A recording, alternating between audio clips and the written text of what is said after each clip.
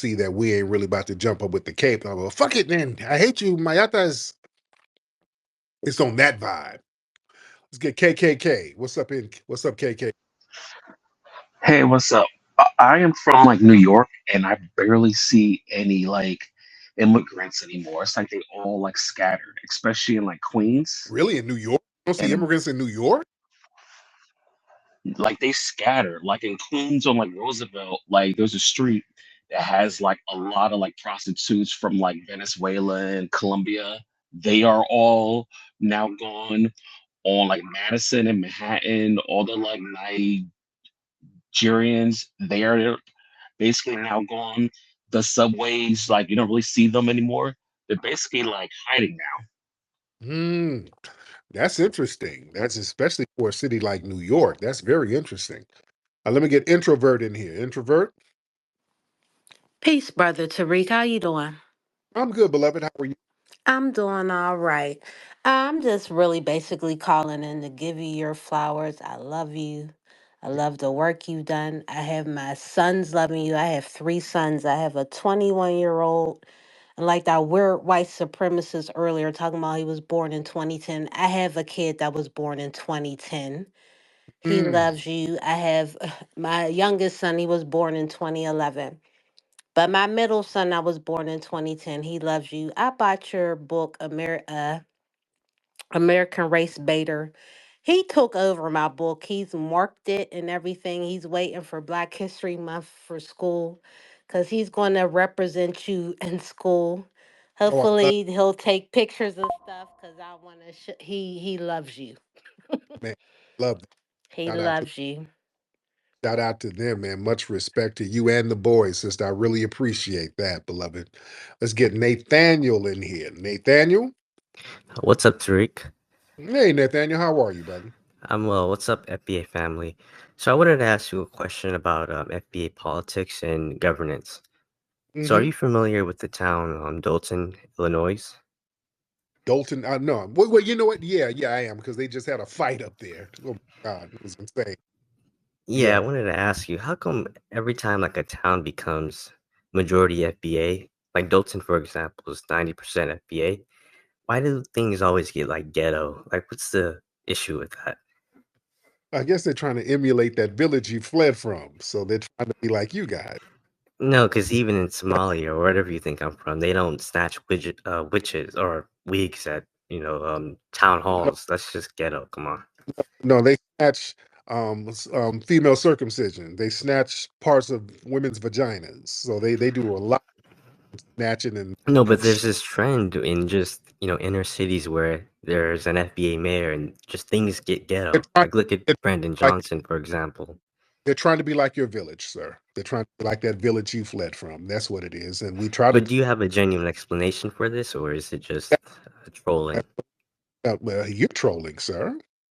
How are you going to talk No, about your I'm wife? genuinely serious. I mean, I was curious on why they haven't done anything about that woman, the mayor there. They haven't recalled her. They haven't forced her to resign. How are you going to talk about somebody trolling, sir? And you are Somali pretending to be a white guy on the internet. Come on now. Your whole profile is trollish. All right. No, Your I'm whole not vibe. trolling at all. I mean, this is a headline. This is a serious headline. You have FBA kids who are looking at incidents Right. like this. That's Long not as long as they're not doing female circumcisions like in your village, we're going to be good to go. We're good. o- They just have, yeah. okay. Long Well, as thank you for the answer there. I mean, that that's all I wanted to know. Why FBA? as long as they're not eating Red Cross rice, they're going to be fine. That's the answer. As long as they're not doing what they're doing in your village. But out there in Illinois, they had this mayor, this sister, I forgot her name, and it was a brother who was an activist. He got up and they had some grievances about the woman. I forgot what the brother's name, but the woman, the mayor, her boyfriend was there. Now this is interesting, yeah, because I got to look at it at both sides. This guy, he was on the podium talking to the mayor, and he was kind of denigrating her. Yeah, whatever her politics were, that's whatever. But he was real disrespectful to her. He was like, "Yeah, you done effed your way to the top.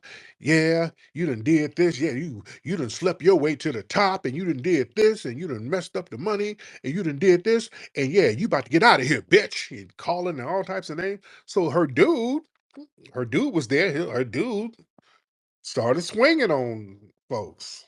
And then she jumped in it. Then her wig came off. It was all over the place. So that's an interesting thing. What would you do? Because I'm putting myself in the mix. If your lady is a political figure, whatever, and then somebody hops up just denigrating your lady for whatever reason, as a man, do you check the people, or do you say, "Well, that's politics"? Ah, I'm kind of on the fence with that one. I'm a little on the fence with it because again, the dude, the brother who was the activist, yeah, he was really, calling the woman out her name and all of that stuff. So her dude, I kind of get where her dude is coming from. You just gonna sit here just shitting on my lady like this, nigga? Damn, yeah. But on the flip side, it is politics. You got to have thick skin. So there, I'm kind of torn. I'm in the middle there. I get it. If you're in the public eye, you're going to be subject to public scrutiny. All right, so that kind of comes with the territory. I understand that. You can't be stomping down on everybody. You can't do that. But it's interesting. It's an interesting thing. Uh, All right, let's see who else we got here. A lot of folks in the building. Um, a lot of folks in the building. All right. Y'all raise your hands if you are ready. Raise your hands if you are ready, ladies and gentlemen, so we can get you up in here. Let's get New Negro. New Negro in the building. Hop in, New Negro. Hey, peace, brother. How you doing? I'm good, man. How are you? I'm doing good. Yeah. I just want to just give you your flowers on all the hidden colors, man. I was trying to just ask, you have any new movies or material coming out? Yeah, we're about to start working on the next Hidden Colors film. I need to start getting on that ASAP because I got so many other projects. But yeah, the new Hidden Colors film, we need to get on that. That's going to be the next project because it's overdue and people are ready for it. So that's going to be the new project. So we're just trying to get the treatment together so that we can start executing and it's going to be popping. All right. Let's get the philosopher. All right. The philosopher hop on. All right. The philosopher, hop on in, and while we're waiting on the philosopher, it's 666 in the building. Yo, peace, guy. How you doing, Tariq? I'm good, philosopher. How are you? All is well. Peace to the whole FBA family. Yes, sir. And what city you in, brother? Chicago. Chicago. What's on your mind? Um, a lot of people undermine the whole 14th Amendment, like how it was ushered in during like the Reconstruction period after the Civil War, which was one of the most deadliest wars fought on their soil at that, and it was a lot of us our FBA ancestors who fought in those, who took up arms and fought in those wars for freedom and to have these uh these rights and stuff given to Right. them. So it wasn't just given to us; it was blood sacrifice and all that was relinquished and all that during that. And you know, a lot of people need to understand that and like do their research before they try to say, oh, it was just given to y'all and y'all was whining for things or like it wasn't well deserved. That's a lot of like rebuttals and feedback I've been getting, you know. And then it was also how they try to crowbar LGBT, try to crowbar it in with marriage and all that, because black people to even marry other, like white people to marry black people, whatever, interracial, that was illegal. And the 14th Amendment also if I recall, was a was like a kettle for that too. You know, that was used in the Supreme Court. And some with the 14th Amendment was used that with interracial marriage and all that. I think it was Lovey versus Virginia or something like. Yeah, Virginia versus Loving versus the state of Virginia. Yeah, I think they kind of. I think they use part of the 14th Amendment in that. And what's interesting about that, the Loving versus the state of Virginia, the woman, um, um, the lady in the case who was classified as black, she was actually Native American. She was part of that Walter Plecker thing where they reclassified Native Americans as black. She was actually a black Aboriginal woman. So that's a real deep case. There's a lot of deep little nooks and crannies in that case. 666, hop on in, brother. What's up, Tariq? Can you hear me? I'm good. Yes, I hear you good. Six. What's on your mind? Man, not too much. I just wanted to touch on like that mayor in Dalton real quick to kind of give you a backstory, the reason why people are kind of going at her. Yeah, Her name is go I'm sorry. yeah. What happened with that? All right, so her name is Tiffany Henyard. And so basically, before she became mayor, the city actually had a surplus in money. I think upwards of a couple $1 million. And then now, towards to the point that we're at right now, with the city's in deficit of $7 million, and that's all due to her spending and taking trips and everything and buying that expensive wig that got snatched off. Uh, but she she also has done a lot of corrupt things, like with the money and everything, and also like locking some of the township people out of their offices and stuff like that. Of course, not being able to fire them, she just locks them out, like doing a little crazy stuff like that. And Oh, kind of to answer your question about too, about your lady being a public figure, I think you have to take in consideration that just like you take a lot of hits from like tethers and these SWSs and everything. yeah. And I'm pretty sure, like, with some of the women that come on here talking crazy to you, I'm pretty sure Peanut want to snatch their ass up, but you know what I'm saying, I bet she understands, like, that's part of the territory. So that's Right. something that you got to kind of let you know treat like water on a duck's back. You got to let that roll. Oh yeah.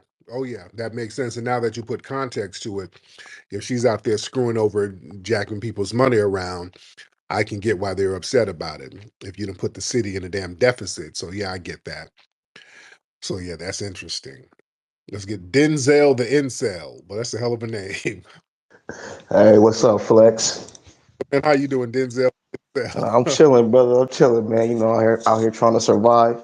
Hey, have you seen that viral rapper lady that went that's trying to sue Lyft because the uh, driver wouldn't accept her because she was overweight? yeah, and what the car? What she? I heard she's trying to get into a Camry or some shit like that. Yeah, it was a Camry, and like she was like 600 pounds, and the Lyft driver was like, hey, he was trying to be nice, like, hey, trying to be easy with her. Like, I can't, my tires, they can't handle the weight. So now she's Yeah, suing. I just want to get your thoughts on that. yeah, that don't make. Well, yeah, people try to get a bag. However, they try to get a bag.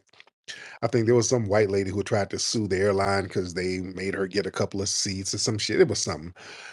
But yeah, this woman, yeah, she's a rapper. She's morbidly obese, and she's trying to sue Lyft. I don't even know how she could have fit in the car. You know, that just defies physics. There's I don't even think she can barely get into an SUV. Um, it's we got a lot of people out here, man. Who's out here trying to get a bag, however they can get a bag. And that's why you have some of these people, some of these dudes out here who will put on a wig and a dress and then go out, and if somebody calls them a sir, they start acting like, oh my God, I just got misgendered. Oh God. They'll try to play that. So I don't like when people try to victimize themselves when it's a situation of physics. Nobody was victimizing you, ma'am. It's physics. You can't physically fit in certain cars. You say, I don't like frivolous lawsuits and shit like that. That shit ain't cool. That's not cool because there's legitimate discrimination out there. You know what I'm saying? I don't like cases like that because then it minimizes legitimate cases. If there's a sister out here who's really been discriminated against, you got this case where somebody's morbidly obese, whining about they can't get into a damn Camry. So that kind of delegitimizes a lot of other legitimate claims. I just don't like that. But hey, more power to her. More power to her. All right, let me get a couple of more folks. Y'all raise your hand in here, family. Y'all raise your hand if you are ready. If you are ready to chop it up, raise your hand. Let's get some new faces in here. Let's get Rufetti. Hope I'm pronouncing your name right. Rufetti. What's going on, brother Rufetti? Brother Rufetti. Waiting on Rufetti. Waiting on his phone to get it together. While we're waiting on Rufetti, let's get the Terry podcast. Mr. Terry. Let's get Mr. Terry in here. How you Well, doing? Can you hear me, Tariq? yes, sir. How you doing, Terry? Hey man, shout out to you real quick. I started my own podcast and it got picked up by a radio station. So I had people calling me a couple of weeks ago, and I always hear you talk about truth to power when I've been following you for years. I'm speaking about the issues that we talk about. I had people calling me, hey man, be careful. You know, they killed King, they killed Malcolm. So I'm like, damn, what am I saying that scares you that much? So I talked to the station today. I'm just checking with you guys. Everything good? Yeah, but we were scared at first because you were mentioning white folks and white supremacy. Okay, they said so. We went to the head guy. He said he loves it because it's controversial and you're educating them. And I said, man, I thought about you. I think you were talking to somebody in an interview in Africa somewhere, and you mentioned white supremacy, and they cut the interview straight off. It was like, and I was like, man, we got to stop being afraid to speak truth to power. So I Mhm. told him, hey, I have my podcast. You guys pick me up on the radio station. I gotta be me. They was like, no, no, no, just be you. We were just afraid that it was going to run white people away. I'm really not talking to them. If they want to come in, great. I'm speaking about black issues. So again, shout out to you, brother, because you've inspired me and many others. I wanted to share that with you. My man, that's big, man. I appreciate that. Yeah, it's interesting when you have black folks who are scared to talk about white supremacy in certain sections. You know what? We were and I talked about this before some years ago. We were shooting one of the movies I did. We were going to film in Louisiana, and we were going to film on plantations.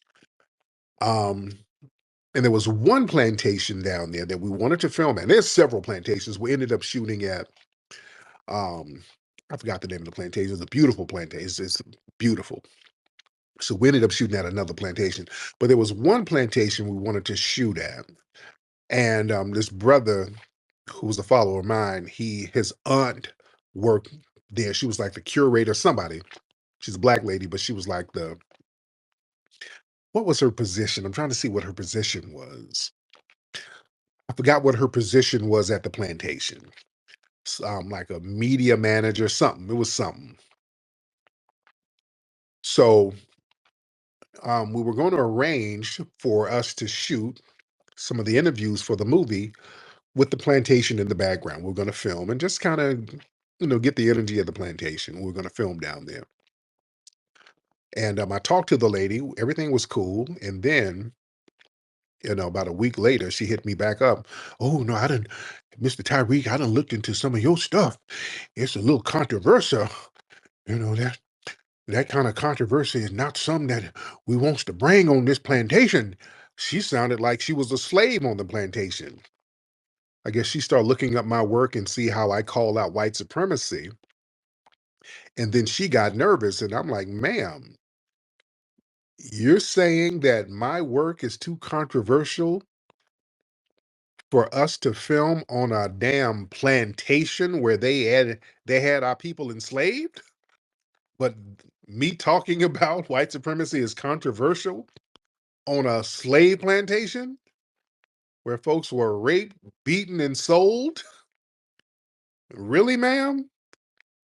Oh, shh, we can't talk about that here now. It's a whole new day. You're going to get us in a whole heap of trouble. I mean, this woman was just a buck in them damn eyes. I'm like, ma'am. So we went to another plantation, and when they buck their eyes, I'd just rather go to the white people. So we went to this other plantation. The white people manage it. It was passed down to their white family. They were hella cool. They were hella cool. They just let us basically run the yard. They just gave us access to everything. They were hella cool. This plantation where we shot, what movie was it? I'm trying to remember what movie it was either Buck Breaking or Hidden Colors 5. It was one of them. Probably Buck Breaking. It was probably Buck Breaking. I don't know. But we had a great time. We had a great time shooting down there. And the people were hella cool. And this plantation was where they had a big revolt, the revolt of 1811. There was a big, massive revolt on this plantation. So that's where we shot down there. I love New Orleans. I love the energy of New Orleans. I like the energy of the ancestors on those plantations. I soak it in. I connect my Majara spirit with theirs. That's why I love New Orleans. All right. Let's get Dookie. Let's get Dookie in here. What's up, Dookie? His name is Dookie72. What's up, Dookie? All right. Dookie, unmute your microphone, sir. Mr. Dookie. All right. All right, I'm here. How There you y'all go. doing? What's up, Mr. Dookie? I just have one question for you. Go ahead. Will you ever criticize Trump and the GOP for anything, any anti-black things they do and say? They haven't done any anti-black policies. So yeah, I'm not criticizing. There's nothing to criticize. There's no anti. Okay, that's the answer. That's all I needed to know. Right. It tells me everything I need to know. Thank you, sir. There you go. Yeah. Ain't no anti-black policies. Yeah. Show me the anti-black policies. And there is none. Trump has not put out no anti-black policies. Now that he's been in for the week or so he's been in, there's no anti-black policies. In fact, they've been giving us props. As far as our lineage, they've actually talked highly and positively of our lineage. There's no anti-black. See, that's the thing. We're not jumping in front of the sword for other groups. You see? We're not jumping in front of the sword for other groups now. That's the immigration. That's not our issue. Yeah, that ain't our issue. That's what it is. King most. Peace, Tariq. Peace. You can hear me? Yes, sir. How are you? Everything's great, man. Thanks for having me up. I just wanted to ask you about the Tiffany Henyard situation really quick. I know you haven't really been following it deeply, but um, I do feel like they're trying to like prop her up to be like the fall for like an incoming great white hope for that city because even though there's still corruption going on with her, I just think that the way that they've been like denigrating her and the way that the media has been highlighting like an example of black leadership, it's Yeah. almost it's a double meaning to it. So I want to ask you a quick question: like, how do you balance between like calling out black corrupt leaders, but then also not playing into like the media's role of trying to tear down one of your own and then act like it's the great white hope that's going to save the town? That's all. Right. Yeah, when people are doing corrupt things, and again, I don't know too much about it, but I'm learning about her now, and people saying that allegedly she was tricking off the money on some BS. So yeah, that definitely has to get called out. Um, but we have to also be able to replace these janky politicians in with competent ones. So that's why it's very important that we cultivate a lot of our grassroots politicians and know who they are, know where they're from, know their background. Like this Tiffany lady, what do people know about her? You know, what do people know about her background? What's her get down?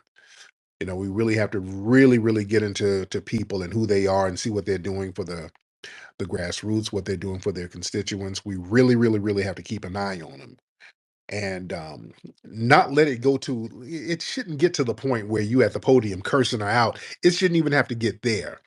See, we have to start nipping this stuff in the bud before it gets there, before it gets to a head. Because now, when you up here, you have to cuss this woman out, and her dude is there. And then you never know what's going to happen. Emotions get high. Yeah, cats get to swinging. She's swinging. Her wig is flopping all over the place. That's just a bad look all the way around. That's a bad look all the way around. All right, Wolf, hop in, Wolf. Wait, let me let you in. Wolf, my bad. I didn't let you in. All right, Wolf, hop in. I just let you in. What's up? Hey, what's up, family?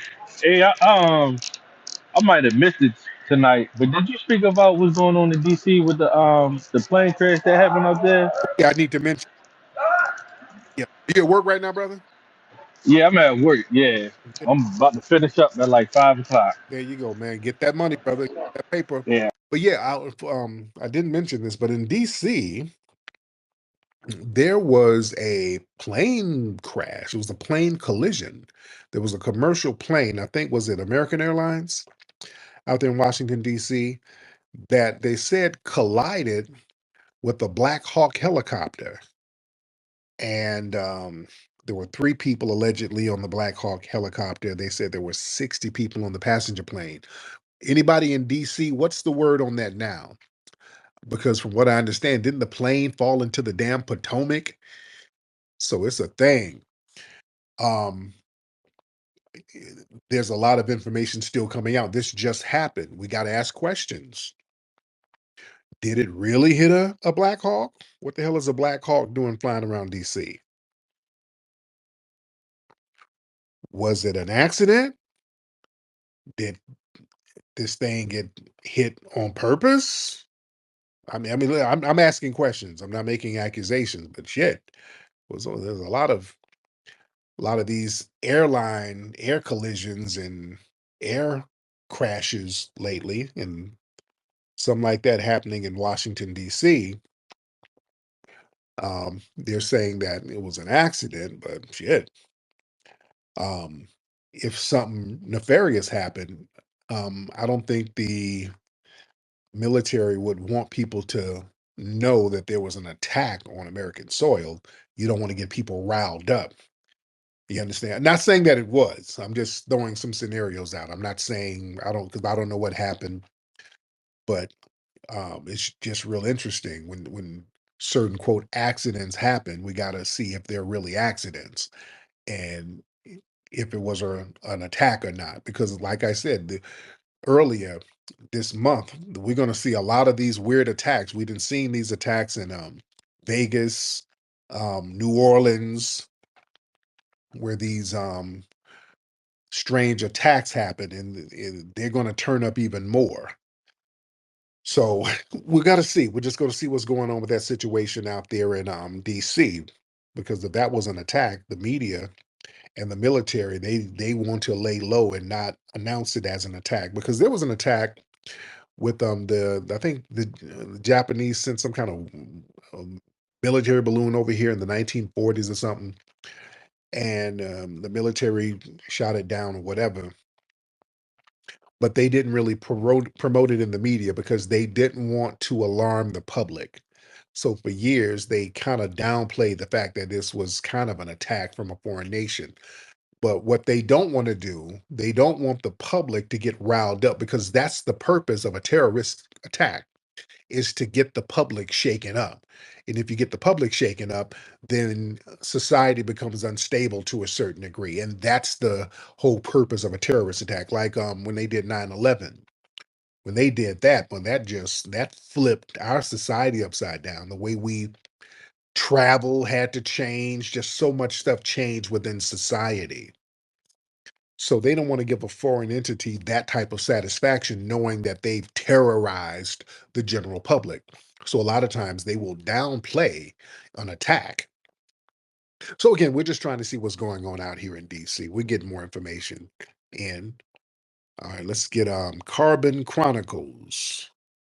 There's Carbon Chronicles in the building. What's going on, brother Flex? My man, how are you, sir? Oh man, I'm good. I'm good. Hey, to add on to what's going on in DC, I don't know, man. I'm waiting for him to say maybe one of Trump's nomination picks is on there. You know what I'm saying? Mm, mm, So I'm looking at that with the tinfoil kufi, like you say. Um, yeah, I did want to say to my brothers and sisters out here in LA, because I'm in the LA area. yeah. On the 31st and the 1st, the Hispanics are having supposedly a big protest, for immigration. So if any of you guys have a little free time, um, y'all just call ICE when y'all see it on the TV. And one last thing, Man, um, to the tethers. I'm born in the early '90s. I'm in my early 30s right now. That African booty scratcher shit that y'all keep, excuse my language, y'all keep trying to say, that's not in our lexicon. We don't speak like that. Y'all got that from a movie, and y'all been running with that. Y'all come with a better lie, man, because that one ain't gonna work. mm, We don't even go to school with Africans like that. They go to school with white people. mm. So them keep with that run on, hey, y'all call me an African booty scratcher. Yeah, we not with that. Man, my man. Thank you so much. I appreciate you, bro. Let's get E dot cakes. E dot. Oh yeah, my bad.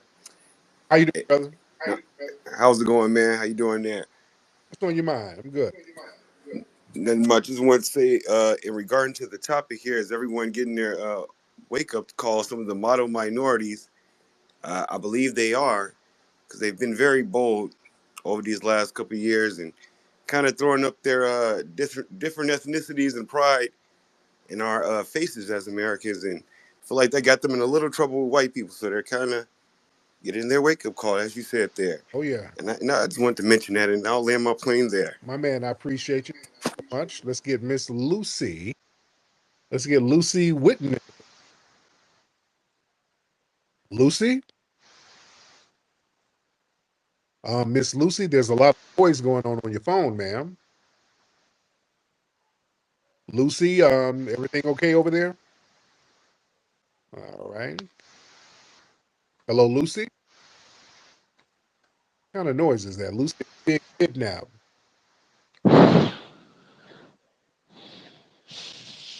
Breathing.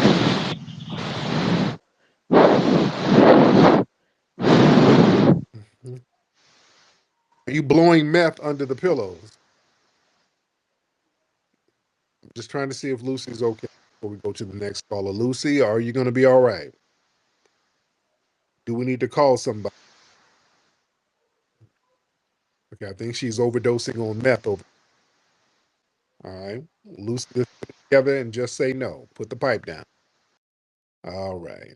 Let me see who else we got. I'm just trying to work with her. I'm trying to help her out. All right. Let me see. Lots of people in the building. A lot of people in here right now. Let's get Mr. Aaron in the house. Aaron in the building. What's up, Mr. Aaron? How you doing? Can you hear me? Yes, sir. How are you? Well, I'm doing good. I'm doing good. Hope you and your family doing well. Oh, yeah. First thing first, I'm FBA. My people from Rayford, North Carolina, on my dad's side, and Alexandria, Louisiana, on my mother's side. So, FBA all the way. Yeah. But I just want to talk about what I've seen out here in Texas. I go to school out here in Houston, and they're having like a little protest on campus. Excuse me. Like basically trying to organize a protest for some of these illegals and things like that. And I just, talking with like some of the students and stuff like that, and they're like, Trump is trying to, get rid of the 13th Amendment and the 14th Amendment. And I'm just like questioning. I'm like, yo, like where y'all from? Like, they're trying to say like, well, we're not citizens, da da da da. And come to find out, most of them are tethers or from, African and Caribbean backgrounds. Yeah. Um, and also, I just seen a video today coming from San Antonio where they did like an ice raid on this construction site, and there's like this video of, or it was like the POV of the guy, hiding from them, under the floorboards, under the of the houses and everything. And you see people in the comments saying like, "Oh, we're like the Latina Anne Frank or whatever." Oh, You know what I'm saying? Basically making like a false equivalence to saying like, "Oh, our homeland," or how I see it is like they think like their homeland is like basically a death camp, which I kind of find disrespectful, even mhm. though I'm not even Jewish. You know what I'm saying? Like that's just low key disrespectful. And yeah, I just want you to basically expound on that of like Oh yeah, yeah, that false equivalence. yeah. They've been doing that a lot. Like I said, the they were raiding some of the Native American tribes, and now some of the Native Americans are talking about, oh God, we're gonna need our freedom papers. Oh God, oh, we're gonna have to carry freedom papers like the blacks used to do. So everything is a comparison to us. And you down there in Texas, you know what's interesting? A lot of these folks start talking about, well, the the illegal immigrants, they should be able to come over because this was initially their land, and California was their land, and Texas was their land. Let me let y'all know something. Um, Mexico had Texas for about 17 years. Mexico had control, and I say control in quotations, over California for about 27 years. So these are both short periods of time where the Mexican government had control over these territories. And I want y'all to understand something. The people in those areas were not ethnically Mexican. All right, let's do some history real quick here, because we hear this narrative that, yeah, we taken California back. It was used to be Mexicans here. The people weren't ethnically Mexican. You had in California, you had a whole bunch of indigenous tribes. These were not Mexicans. These were indigenous tribes. The Ohlone, the Mojave, the Chumash natives. Many of these people were very black-skinned people. These were native, non-Spanish speaking people.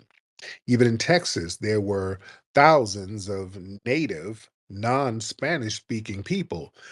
You had about in California, there was about 3,000 Californios. That's what they called the ethnic Mexicans who were up in California. So it was a relatively small number, and a relatively small number. They called them in Texas the Tejeos or something. It was a name that they called the ethnic Mexicans who were in Texas.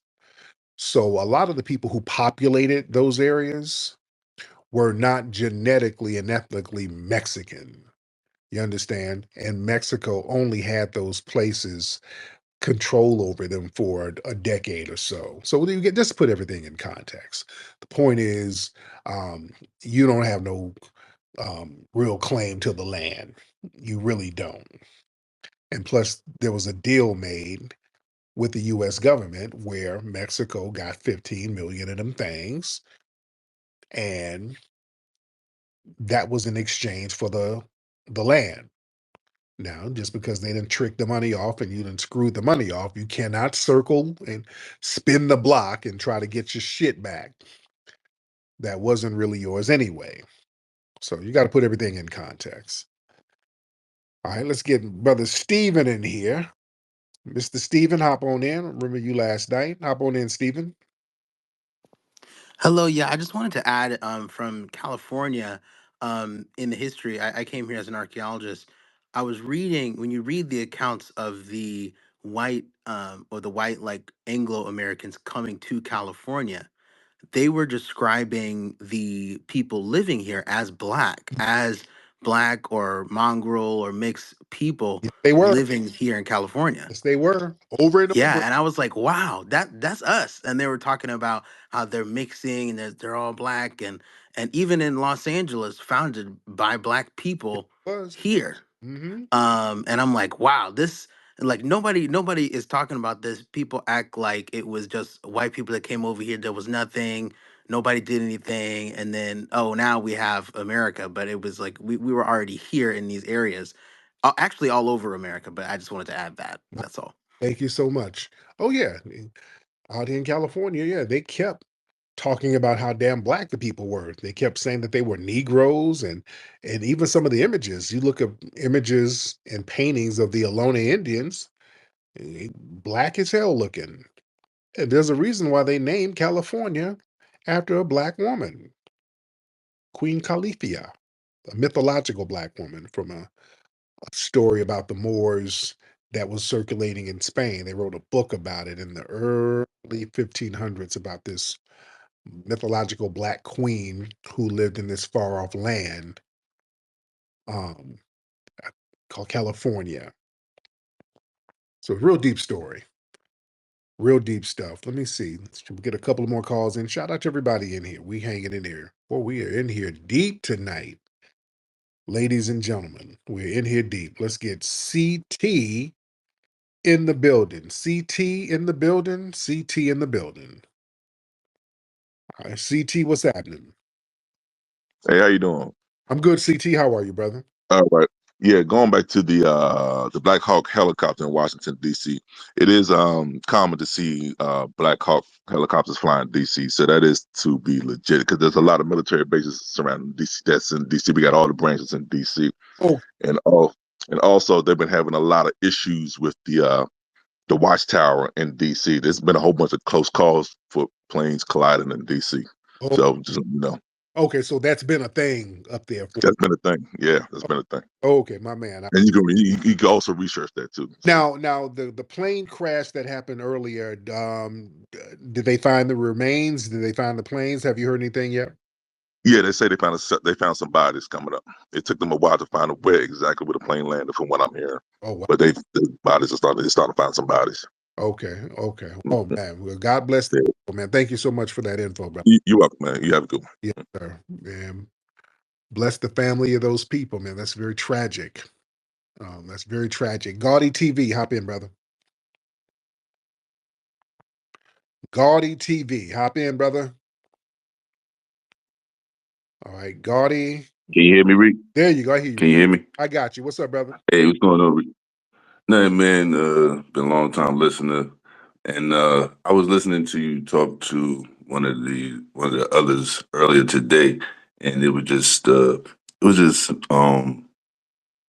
it was crazy how they just don't want to, you know, how can I say, they don't want to understand the mentality of the foundational Black American.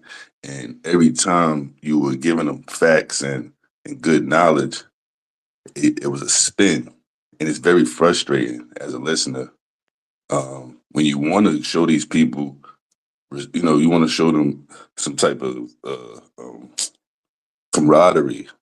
But when they don't uh, want to, I guess when they don't want to, like I said, understand the history, and then they try to throw the history back at you, you're like, yo, bruh, I know this already. Why you?